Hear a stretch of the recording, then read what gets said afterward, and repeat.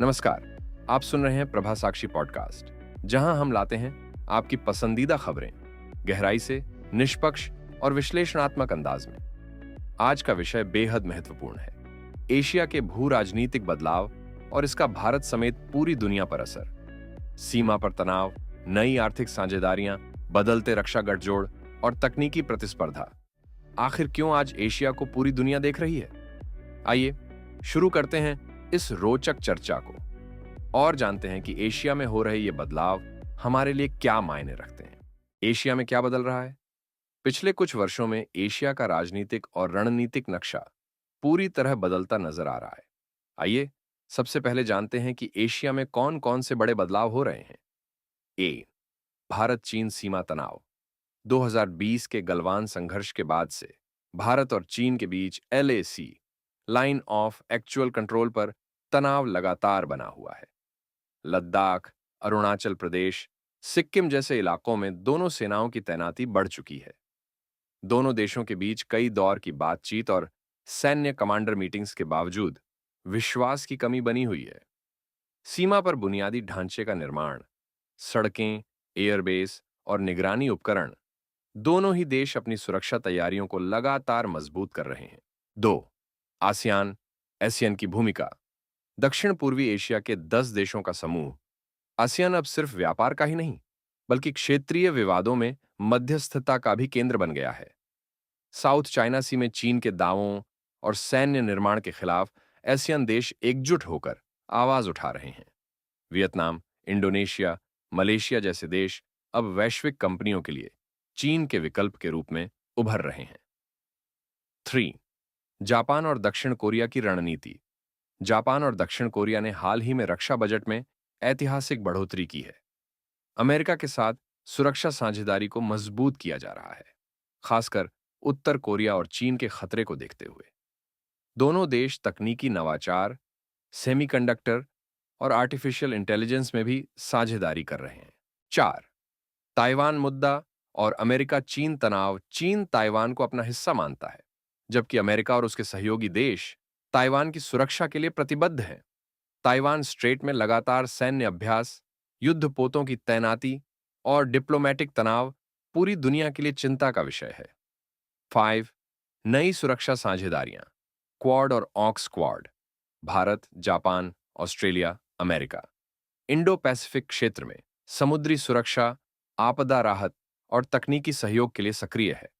Aux AUKUS Australia, UK, America के तहत Australia को न्यूक्लियर सबमरीन देने का समझौता हुआ है, जिससे क्षेत्र में शक्ति संतुलन बदल रहा है।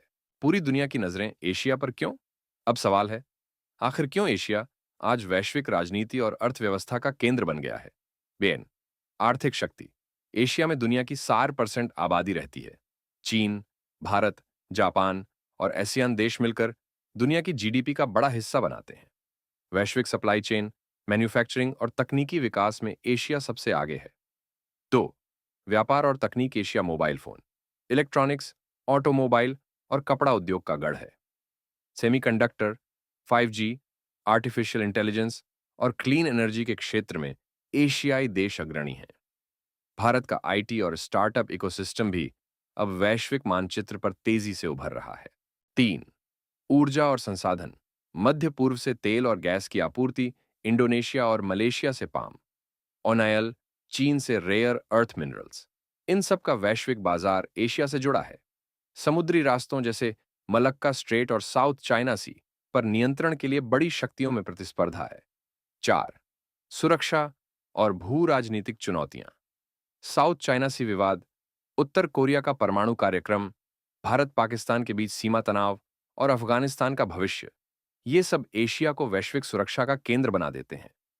भारत की भूमिका। ऐसे माहौल में भारत किस तरह अपनी भूमिका निभा रहा है, चलिए विस्तार से जानते हैं। 1. चीन के प्रभाव का संतुलन।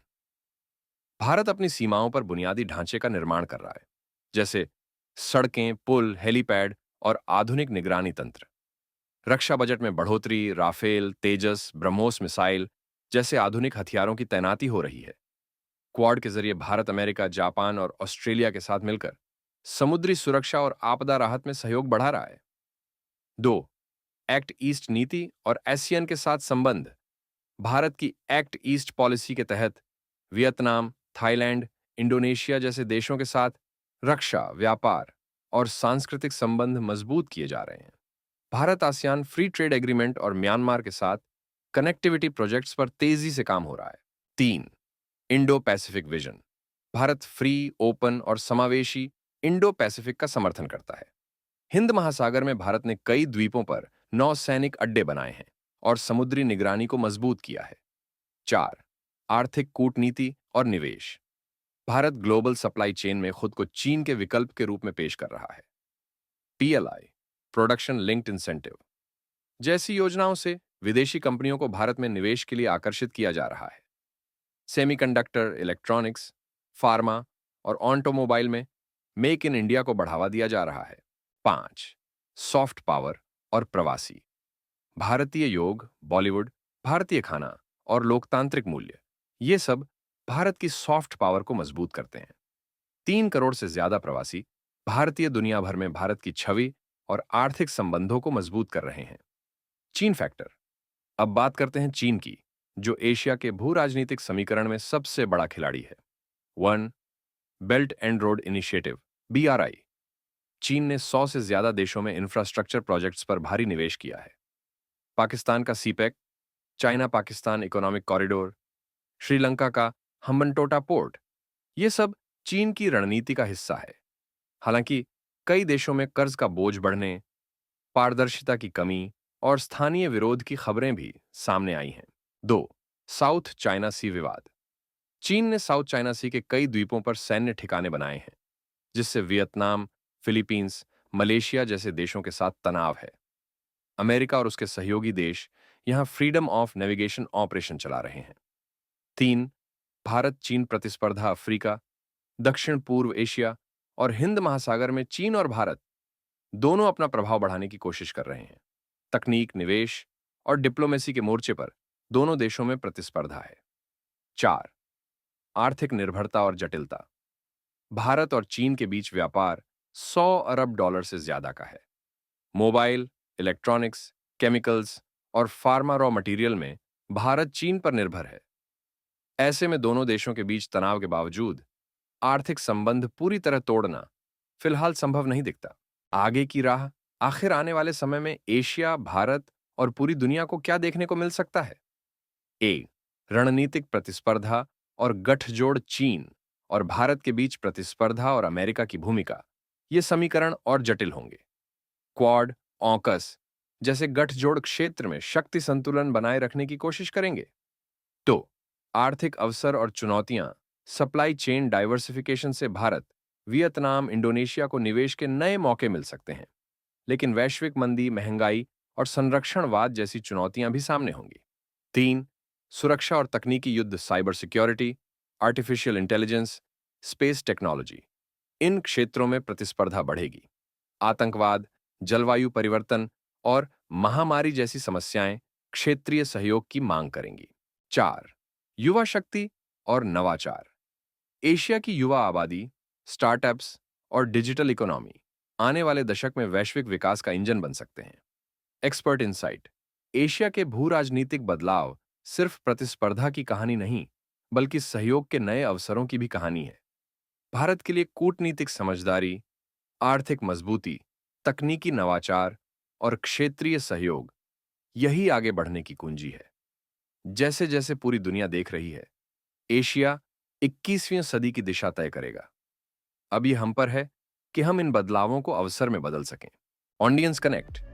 आपको क्या लगता है, एशिया का भविष्य कैसा होगा? क्या भारत इन नए अवसरों और चुनौतियों के लिए तैयार है?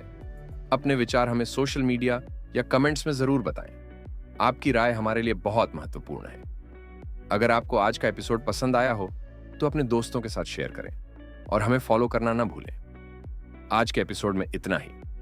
प्रभा साक्षी पॉडकास्ट सुनने के लिए धन्यवाद। सच्ची, निष्पक्ष और विश्लेषणात्मक खबरें सिर्फ आपके लिए। नमस्कार।